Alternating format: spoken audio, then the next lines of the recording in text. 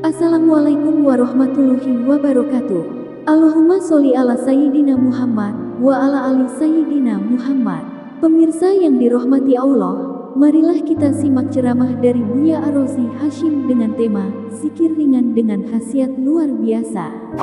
Sebelumnya marilah kita perbanyak sholawat minimal 1000 kali sehari, agar hidup kita penuh barokah dan mendapatkan syafaat kelak.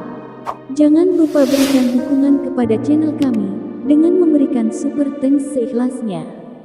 Marilah kita doakan agar Buya Ar-Razi Hasyim dan keluarga diberikan kesehatan dan kebahagiaan dunia dan akhirat.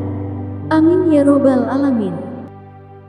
Apa ciri-ciri malaikat menyelami kita? Kalau malaikat turun, malaikat itu membawa kelembutan.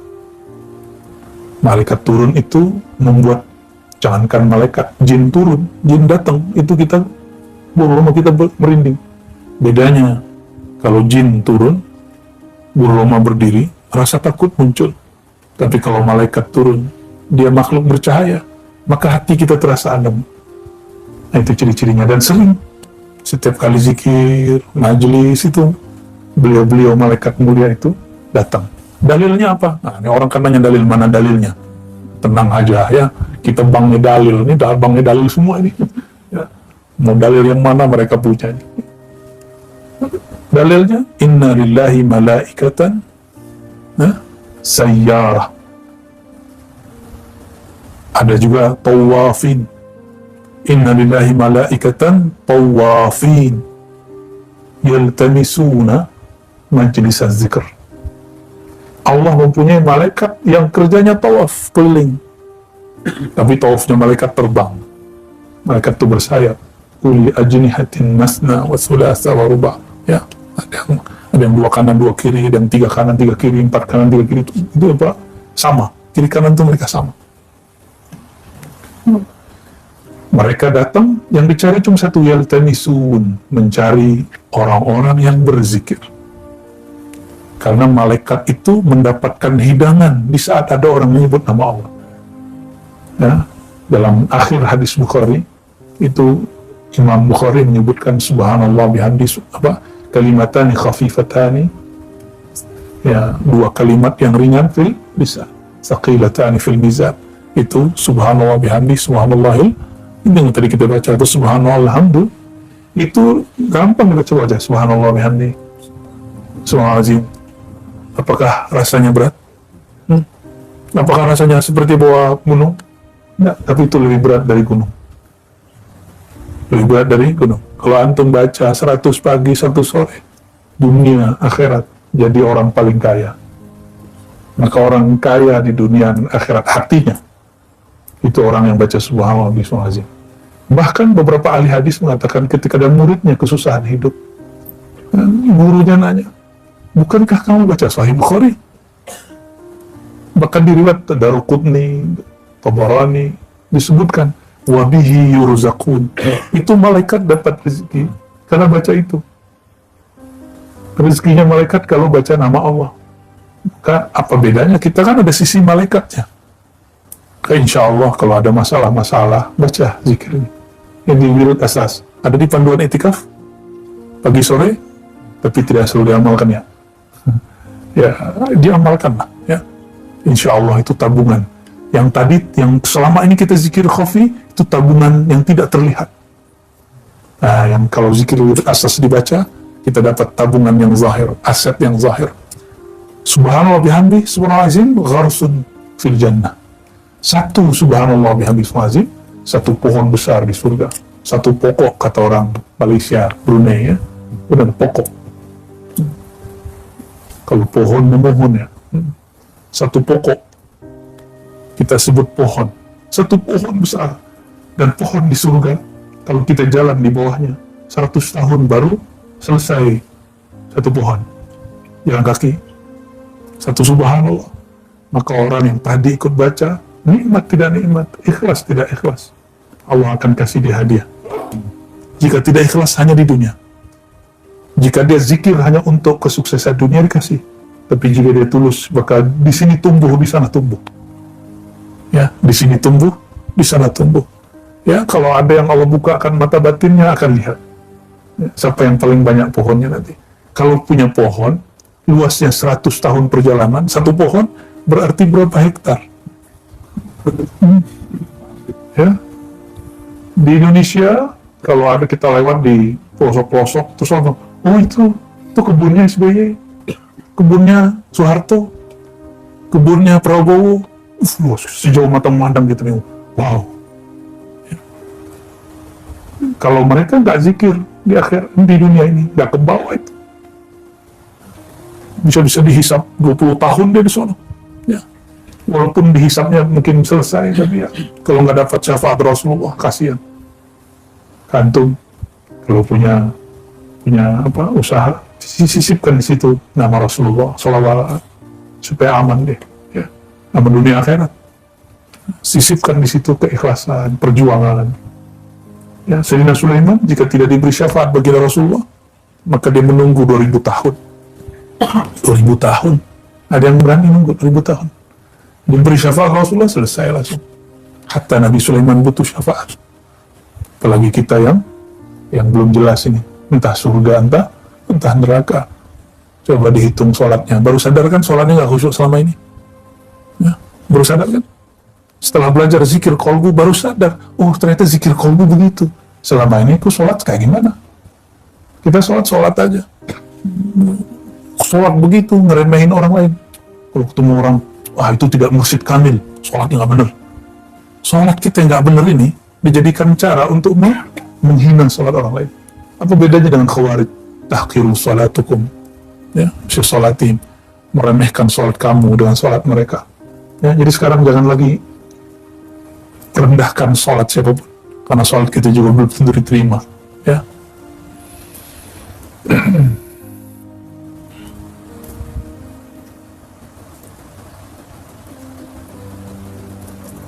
Nah, penutup sebelum masuk yang keempat, apa kata beliau? Amma ikhtiyar akabir Naqshbandiyatil aliyah fi safar wal iqamah fahuwa yusafira fil bidayah ila an yusila nafsahu ila sahbati mursyidin kamilin faba'da dhalik yakunu muqiman fi khidmatihi mulaziman li suhbatihi. Jadi orang-orang Naqshbandiyah, para petinggi Naqshbandiyah dari dulu, memilih safar atau mukim, jalan atau tidak, dengan apa? Standarnya mencari guru. Ketemu guru, maka dia suhbah. Nah, ini yang tidak dipunyai kebanyakan murid. Murid itu maunya hanya talqin, hanya mau zikir bersama, hanya mau suluk, tidak mau suhbah. Dan yang kedua, khidmat. Padahal thariqat paling dicintai Allah dan Rasul adalah suhbah dan khidmat. Bersuhbah, membersamai guru, berjuang. Itu suhbah. Ya, suhbah apa artinya? Membersamai guru, berjuang. Apa perjuangan guru? Perjuangan guru cuma satu. Li'ilahi kalimatillahi al-ulya. Meninggikan kalimat Allah yang luhur. Pertama, tinggikan dulu di dalam hati nama Allah itu. Baru kita mampu meninggikannya di depan orang. Maka cobain para asatidz kalau ada antum yang suka ceramah. Sebelum ceramah, zikir dulu. Sebelum presentasi, zikir dulu. Maka kata-kata kita akan didengar oleh Allah. Didengar Rasulullah, apalagi makhluk kecil itu depan. Ya Allah pun dengar.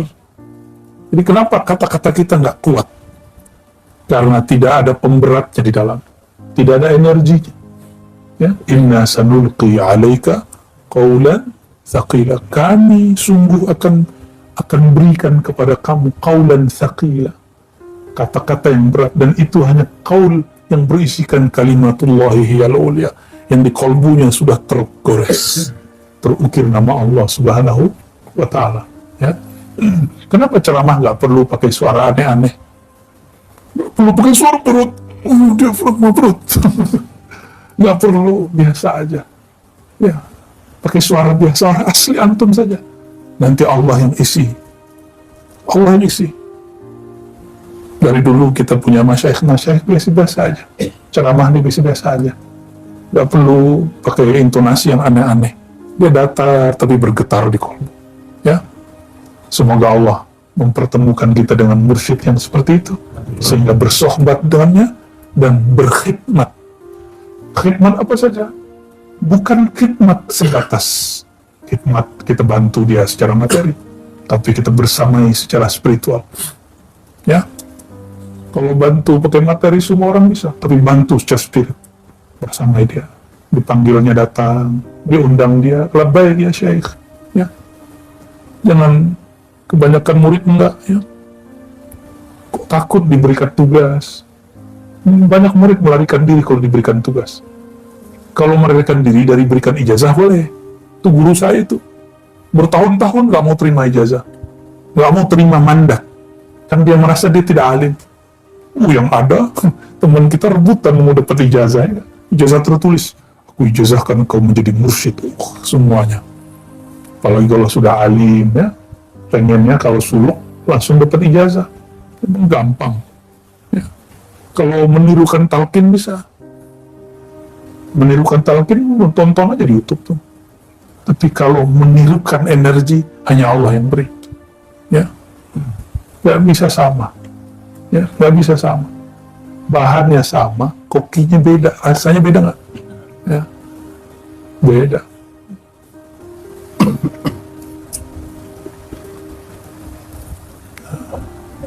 Nah, kalau sudah ketemu dengan mursyid seperti itu, maka rihlahnya boleh rehat. Gitu.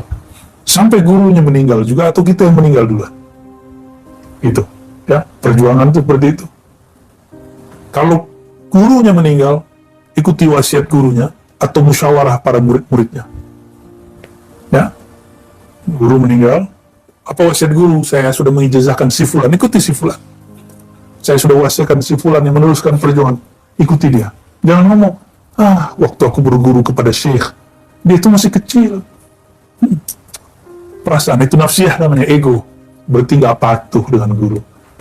Nggak patuh. Kepatuhan itu bukan berdasarkan umur atau pengalaman lebih dahulu. Lalu bedanya apa antum dengan Azazil? Azazil sudah 18.000 tahun berzikir di surga, memimpin para malaikat berzikir. Pendatang baru datang sehari pun belum umurnya, disuruh untuk menjadi guru di sana, dan malaikat semuanya kagum kecuali Azazil. Disuruh sujud kecuali Azazil. Apa kata dia? Asjud liman khalaqta min tin, ya?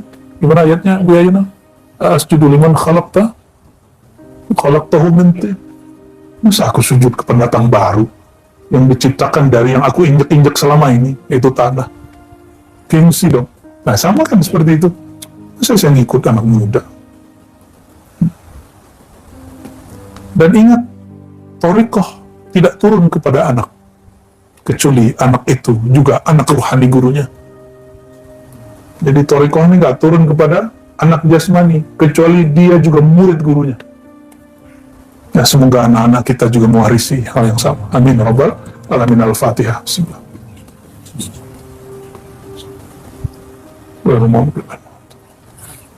Maka nanti anak-anak kita mungkin karena terhijab lihat ayahnya, titip ke temennya, teman ajaran saya. Ntar dia baru tahu ilmu bapak dia gimana, baru dia balikin.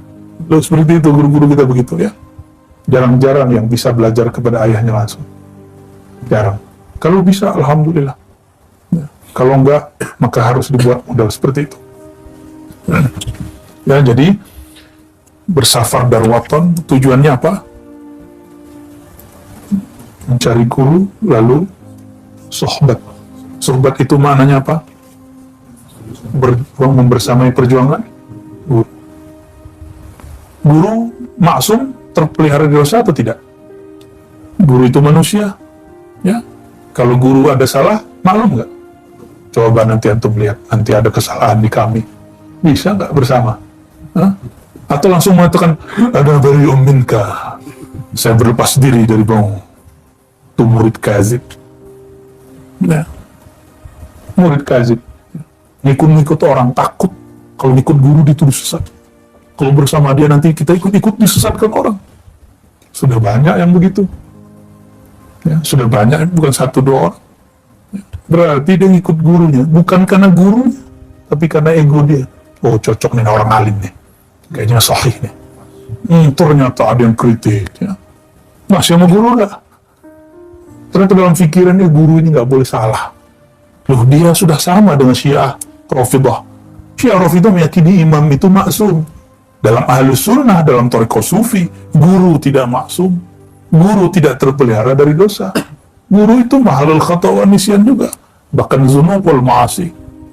Bahkan ada seorang ulama ditanya, Abul Qasim al-Junaid al-Baghdadi, gimana kalimat ini? Ayasi, ayazinil wali. Itu terjemahannya. Apakah wali masih bisa berbuat dosa besar? Jawabannya, itu ketetapan Allah bahwa wali bukanlah nabi. Ya, wali bukanlah nabi. Ini ada murid, gurunya ikut politik langsung ditinggal. Gurunya poligami langsung ditinggal. Serius. Ada seorang murid nggak mau lagi ikut gurunya karena gurunya kawin lagi. Masih hidup sekarang guru itu. Muridnya juga masih hidup, saya kenal orangnya. Bukan di sini, ya di Solo.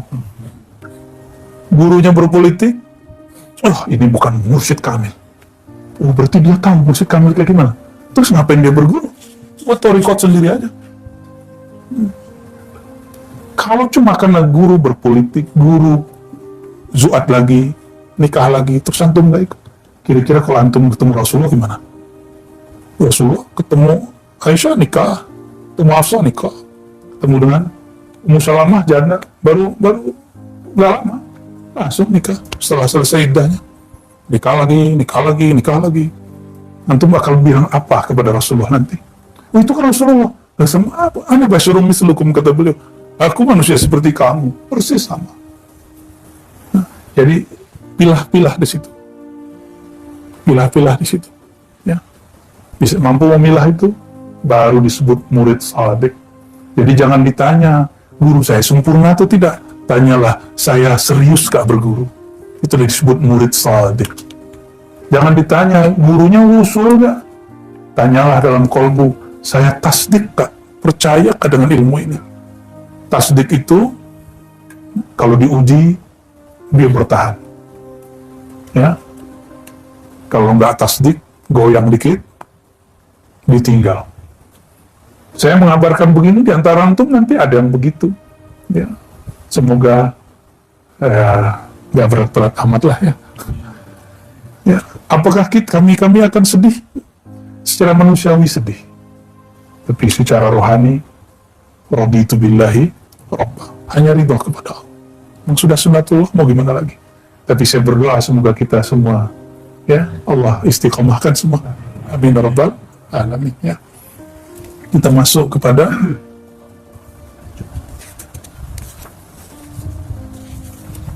yang berapa lagi nih Bu ya? Khalwah. Oke. Yang keberapa nih? Kaidah yang keempat dalam Thariqat Naqsyabandiyah, mulai dari zaman beliau sampai sekarang tidak berubah, yang bertambah dah. Ditambahkan Syekh Bahauddin Naqsyabandi boleh tambahkan, ya.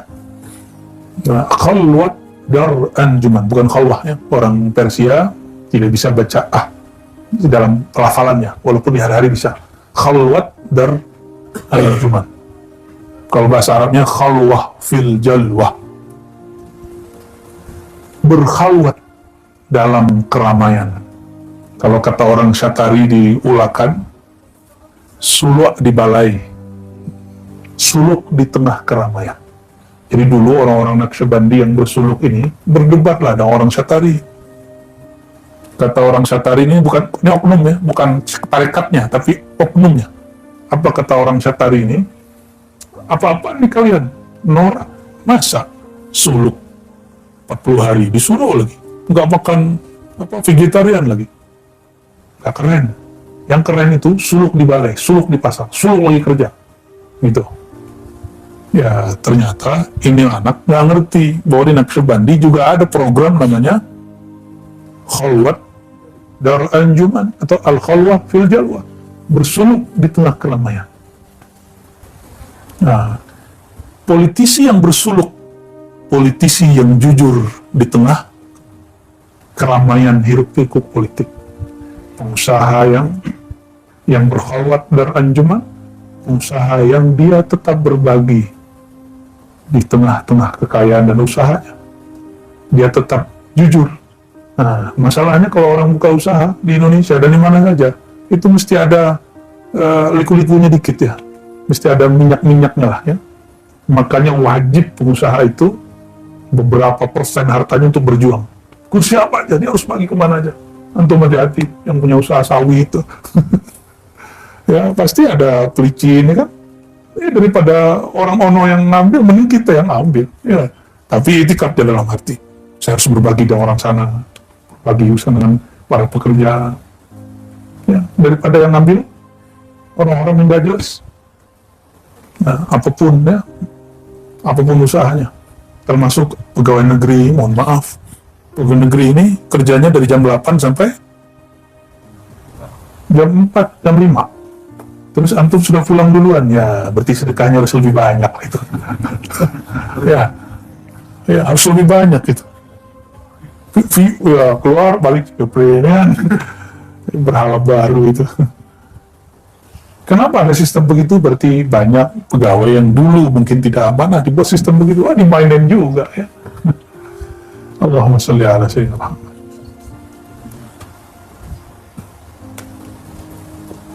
Yang paling enak tuh jadi ustadz ya. Nggak ada KPK-nya, ya.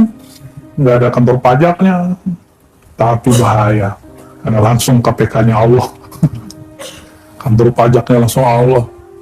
Ya, DPR-nya Allah. Kalau nyantum jadi gubernur, jadi bupati, jadi presiden, udah ngomongin tuh sama. Mereka digaji untuk ngomongin presiden. Untuk tengkar dengan Mahfud MD kan. Jadi kalau DPR diem-diem aja, kita curiga, kita tepuk tangan untuk mereka yang sudah nyinyir, harus nyinyir. Ya. Gak boleh marah-marah juga pemerintah kalau ada yang begitu ya, biasa aja. Khalwat dar anjuman, ini titiknya hilang. Berkhalwat dalam keramaian. Nah ini yang dikatakan oleh Imam Ghazali, khalwat itu ada dua.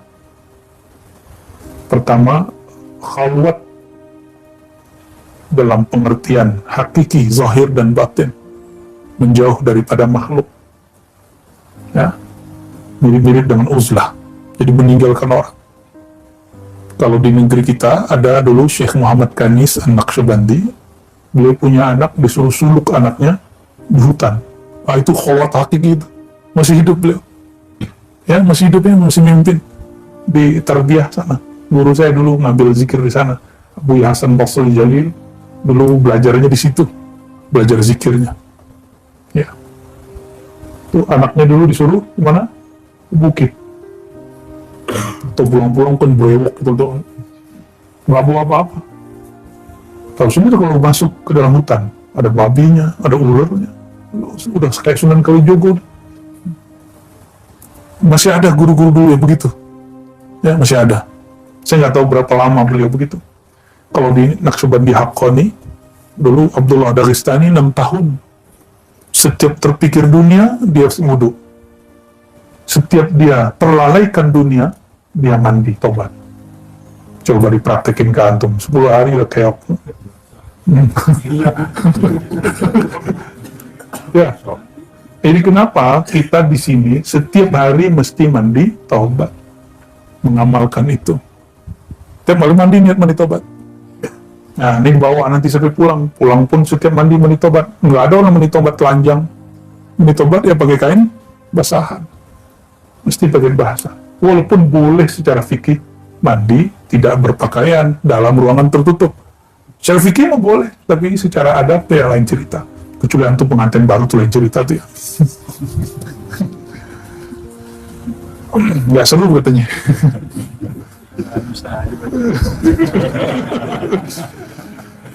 Allahumma sholli ala Muhammad. Su'ila al-Khaja Bahauddin Shah Naqsyaband Quddisa sirruh bi anna bina tariqikum ala ayyi syai'. Dengan apa? Jadi ada orang nanya kepada Imam Bahauddin Shah Naqsyabandi, Imam Ahlus Sunnah di zamannya, thariqah kamu ini itu dibangun dengan kaidah apa? Apa jawaban beliau? Khalwah dar anjuman, berkhalwat dalam keramaian. Nah ini yang dikatakan Imam Ghazali, khalwat pertama berkhalwat dalam kesunyian, yang kedua hati bersama makhluk. Apa? Badan bersama makhluk, hati bersama Allah. Ini namanya khalwat batin. Jadi khalwat zahir batin, yang kedua khalwat batin. Kepikiran dunia nggak? Ya, dari kemarin kepikiran rumah nggak? Kepikiran. Tapi diikuti nggak perasaannya? Ada yang sudah kangen, ya? Ada yang belum kirim foto. Allahumma sholli ala antum nggak bisa. Coba bayangkan zaman-zaman kami suluk zaman dulu kan, nggak ada handphone 40 hari. 40 hari serunya bukan main. Makanya beberapa tempat kan kurang enjoy suluknya, 3 hari pulang. Ya. Oh berat-berat katanya. Apa yang berat? Biasa aja kali. Yang berat tuh pikiran dia. Tempat horor sini kan, kalau kita buat happy dari kemarin. Ya. Ada pengajian sore. Apakah ini bid'ah? Yang enggak lah. Yang dibicarakan kan silsilah. Membacakan silsilah itu caranya dua. Pertama, membacakan silsilah dalam tawajuh. Satu-satu dibaca. Apa efeknya baca silsilah kalau nggak mengerti silsilahnya siapa? Maka keberkahan menyebutkan silsilah akan tambah kuat kalau mengenal siapa mereka. Ini kita baru berhenti di nama Abdul Khaliq Al-Wujudwani. Oh, berarti antum sekali sebulan harus datang ke Jakarta ntar nih. Ya, karena akan ada kajian khusus untuk silsilah Thariqah Naqsyabandiyah sekali sebulan, insya Allah. Udah mikir ongkosnya piye. Ya kalau nggak bisa live lah, ribet amat dunia ini ya.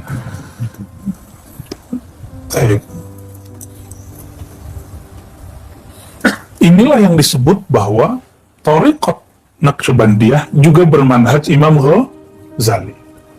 Jadi manhaj kita manhaj Imam Ghazali. Nah, dengan cara inilah Imam Ghazali nulis kitab Kimya Us-Sa'adah dan kitab yang terakhir Al-Munqiz Minad Dhalal. Di bagian ujung tentang tasawuf dia bicara tentang ini. Disinilah apa yang beliau katakan terjadi di sebagian salik. Terjadi mukasyafah, dibuka. Mukasyafahnya ada yang dua. Dikasyafkan aib diri, dikasyafkan kejadian sekitar. Dua-duanya baik. Ada yang hadir, dia bukan fisik, dia batin, hadir. Karena selama ini kan mata kita buka terus, jadi nggak tahu kalau ada yang bisa dilihat tanpa mata hadir. Sekarang antum latihan merem terus kan? Cuma ada yang curi-curi kita wajib. Boleh lah. Kayak sahabat Nabi dulu kan begitu ya. Sahabat Nabi kata Abu Mas'ud, Ibnu Umar, Nabi dulu kalau sholat kami perhatiin jenggotnya gerak-gerak, oh berarti lagi baca ayat. Ya, lucu-lucu sahabat itu ya. Jadi sahabat tuh enjoy bersama Rasulullah SAW. Maka berguru dengan ke-enjoyan itu. Walaupun gurunya serius gitu ya. Nah inilah yang disebut di dalam Al-Quran surat An-Nur. Nah ini wiridkan setiap malam. Baca surat An-Nur ayat 35, 36, 37. Allahu nurus samawati wal ard sampai ayat yang ketiga. Rijalun la tulhihim tijaratun wala bay'un an dzikrillah. Rijalun la tulhihim tijaratun wala bay'un an dzikrillah. Rijal, maka orang-orang yang tidak lalai. Kenapa? Tijarah, usaha dia. Kita punya usaha semua, tijarah, wala bay'un, transaksi dia. Apapun usahanya. Disebut di sini tijarah dan bay', karena itu usaha yang paling ramai. Di pasar itu barter-barter, akad itu ramai. Nah pekerjaan seperti ini pun mereka tidak lalai, apalagi di belakang meja, apalagi di belakang laptop. Apalagi yang sifatnya masih lebih elegan. Yang paling sibuk pun mereka tidak. Berarti mereka sudah latihan zikir tidak hanya dengan lisan, zikir dengan qol. Maka di ayat 36, fi buyutin adzinallahu an turfa wa yudhkara fiha ismuhu yusabbihu lahu fiha bil ghuduwi wal asar, kata Imam Ghazali. Buyut, bait, rumah-rumah yang Allah izinkan namanya bertahta di sana. Itu rumah sebenarnya adalah rumah kolbu. Masjid itu, masjid rumah Allah itu apakah surau seperti ini? Masjid yang megah itu bangunan. Sudah berapa kali di Turki Hagia Sophia berubah dari gereja jadi masjid, masjid jadi gereja, jadi masjid lagi. Benar nggak? Jadi kalau bangunan boleh-boleh saja berubah. Sudah banyak surau-surau suluk, tempat iktikaf, belajar zikir, hanya menjadi gudang, tempat kambing. Ya kan? Kambing, jadi yang suluk sekarang kambing. Sama tikus, sama guguk di bawahnya kan semua surau. Dulu surau begini. Insya Allah yang di BSD nanti kita buat pakai kayu juga, karena kayu ini bisa menyerap energi buruk di badan. Ya, itu dahsyatnya. Karena dia berzikir. Masih ingat Nabi SAW ketika ada orang disiksa, dikubur, Nabi ambil pelepah. Pelepah itu kayu, tancap. Karena ada malaikat, kata Imam Suyuti, bertasbih pada kayu itu. Ini kata Imam Suyuti, belum kata kita nih. Maka Allah yukhaffif, malam yaibas. Selama belum kering, itu dapat syafaat. Tapi setelah kita belajar ilmu zikir, ilmu ma'rifat, ketemu riwayat yang orang sudah tahu, tapi mereka jarang memperhatikan riwayat ini. Nabi bersandar ke pohon, ke kayu, masih ingat? Ternyata ketika dibuatkan mimbar, kayunya nangis. Seperti anak kecil nangis. Satu masjid dengar. Itulah karomah sahabat. Mereka mendengarkan suara, kayu ditinggal. Berarti pada kayu ada ruh nggak? Namanya ar-ruh an-nabati. Ar-ruh an-nabati. Pada hewan, ar-ruh al-hayawani. Pada diri kita lebih lengkap lagi. Ada ar-ruh al-kudusi. Jadi di tubuh ini ada semua itu. Maka kitalah khalifah di muka bumi. Bukan hewan, bukan tumbuhan. Kita jadi khalifah. Kenapa? Pada diri kita ada ruh an-nabati. Jadi ini tumbuh. Ya. Giginya masih tumbuh nggak? Ya, masih. Itu sih yang masih bocil ya. Giginya belum ompong semua ya. Kuku tumbuh nggak? Nah itu nabati. Maka ada nabati. Hayawan bergerak. Suka gerak kan dari tadi. Ingin pindah-pindah. Ya. Kalau antum ini cuma begitu aja, tumbuh, gerak, makan, minum, buang air kecil, kawin, apa bedanya? Ulaika kal. Sama dengan mereka. Dengan an'am, binatang ternak. Kita harus beda, karena di dalam ini ada ruh yang lain. Nafakhtu fihi min ruhi. Ini yang tidak ada di hewan. Aku hembuskan kepadanya dari ruhi, rohku. Itu yang disebut ruhullah Ahmad. Maka diri kita, ruh kita ini, dia adalah pecahan, bukan pecahan juga, pancaran dari ruh Ahmad itu. Bukan dari zat Allah. Karena zat Allah tidak pernah bercerai, ya. Para bocil-bocil. Biarin aja ya, biar jadi kenangan indah bagi mereka nanti. Nah ini ayat surat An-Nur, surat 35, surat 24 ya. Surat 24 ayat 35, 36, 37. Itu sangat baik untuk menerbitkan cahaya dalam kolbu. Saya suka baca ayat itu kalau qiyamul lail, malam hari. Ya, senang baca ayat itu.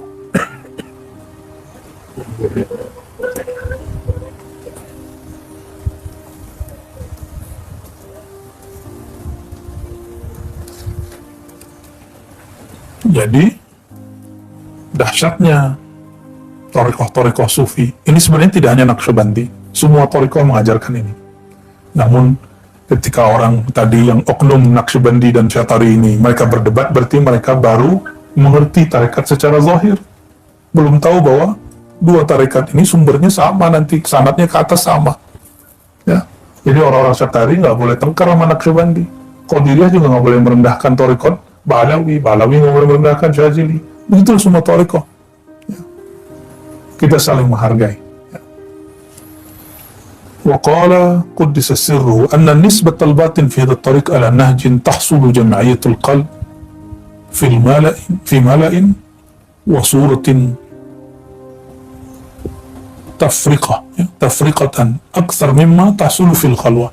Bahkan kata beliau, kamu sadar bertuhan dalam keramaian lebih banyak daripada sadar dalam khalwat.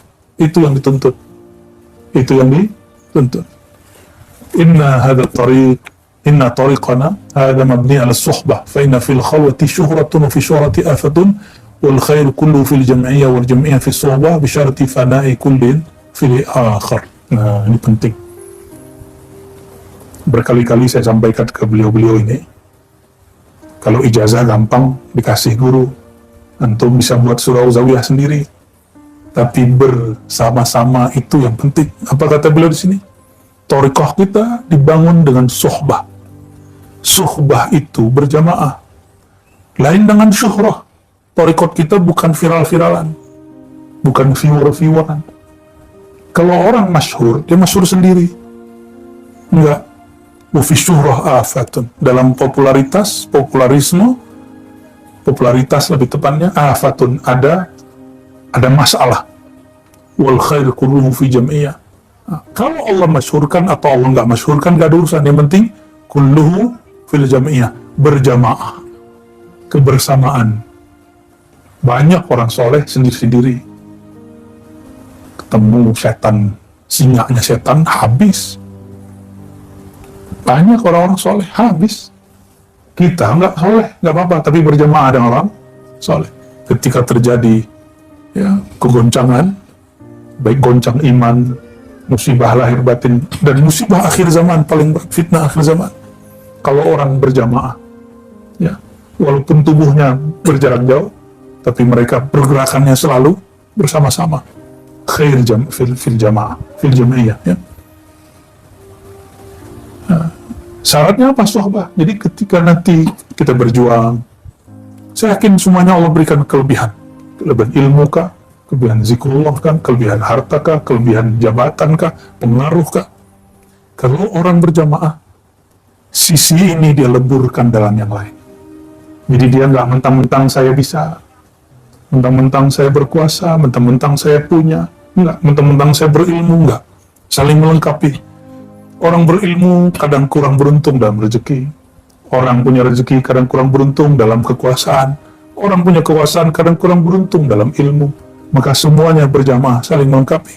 Jadi pergerakan kita dari dulu dalam thariqah itu ada berapa unsur? Ada ahli ibadah, ada para agniya, ada orang-orang berbakat dalam leadership, ada orang-orang yang berbakat ngajar. Ini nggak boleh dibalik-balik. Nggak boleh dibalik-balik. Jangan sampai ngajar megang politik, leadership. Jadi nanti di thariqah kita harus ada yang masuk ke politik. Harus ada yang ngurusin lembaga-lembaga, ormas-ormas. Harus ada.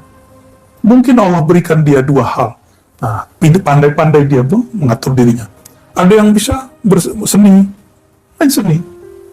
Ada yang bisa materi. Nah, orang-orang ini harus saling paham. Jangan kemudian angkuh seperti beberapa orang kaya. Dia buat bangunan seperti bangunan Arab, lalu dia tulis pesantren. Kiainya nggak ada. Nggak begitu kita berjuang. Nggak begitu cara berjuang. Atau seperti kiai, tolak orang pemerintahan. Nggak juga. Kiai nggak boleh juga nolak. Orang pemerintahan hamba Allah juga kok. Politisi juga hamba Allah, maka kita juga nggak tolak-tolak amat ke orang politisi datang. Cuma kita kurang-kurangin. Kita terima. Semua mereka hamba Allah juga. Jadi jangan lakukan itu. Jangan juga mu'alim sombong, saya bisa sendiri. Kalian nggak mau juga, itu namanya mu'alim tukang ngambek. Nggak akan dapat ilmu, nggak nyebar kalau begitu. Mu'alim yang nggak suka ngambek, ini yang dibutuhkan. Politisi yang tidak mempolitisasi gurunya dan teman-temannya, majelisnya. Orang kayanya nggak sok-sok kaya. Orang abidin yang mereka tahu, ana faqirun mutajarrid, maka saya fokus untuk ibadah. Tahu diri aja. Di thariqah begitu dari dulu. Kitab ini mengajarkan itu. Nah, insya Allah pergerakan ini akan kita mulai susun. Ini yang udah jalan baru mu'alimnya. Kan Ribat sudah jalan mu'alimnya. Sudah jalan ini udah banyak nih mu'alim semua. Mereka kalau mau sendiri mah jalan-jalan sendiri. Jadwal ceramahnya lebih banyak tiap malam. Alhamdulillah. Itu jadwalnya dipotong, digunting, itikaf.